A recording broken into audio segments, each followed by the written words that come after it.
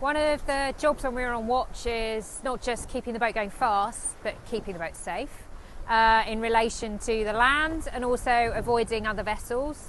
Now, on the west coast of Ireland and Scotland, there's not a huge amount of traffic, so we haven't seen a lot. But this morning we had this big ship over here come across the back of us. Now, the way that we keep out a lookout for vessels is just by scanning the horizon regularly in good visibility, always making sure you look underneath the sails down on the leeward side of the boat, because actually there's quite poor visibility there and it's really easy to have a blind spot. If you do see something on the horizon, then the idea is that you get a bearing on it, a relative bearing on it. So that means you either need to get a hand bearing compass and actually kind of get a compass bearing, or what we normally do is just line it up with a fixed point on the boat. For example, this metal post on the back here, and then over time look at the movement of that vessel in relation to the post.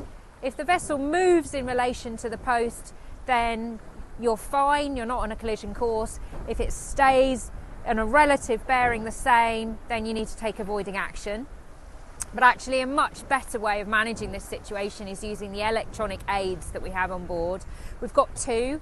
One is AIS, Automatic Identification System, which uses VHF radio to transmit a vessel's identification, speed, course, bearing, and then we'll tell you whether you're on collision course. Now that has a range of 12 miles for something big like that ship, or sometimes as little as 1 mile for a small vessel.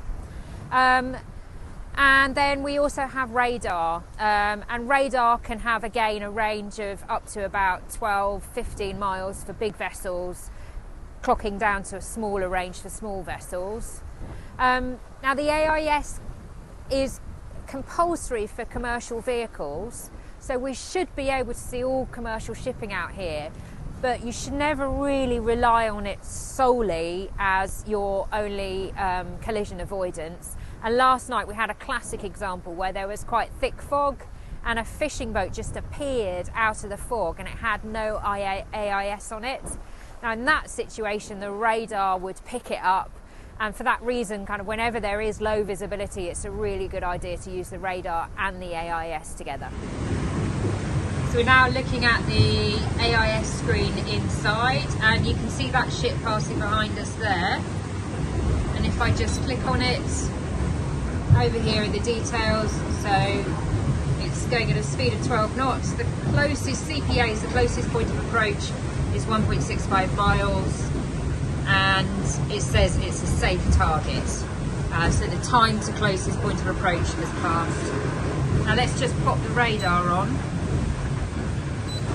And we should be able to see that on the radar as well. It'll just take a little time to warm up. There, that's come up really quickly. So on the radar there, you see that big red blob. So that is the ship there. And we're in the centre going in that direction, so we can clearly see that ship is going past us. It's moving across in that way there.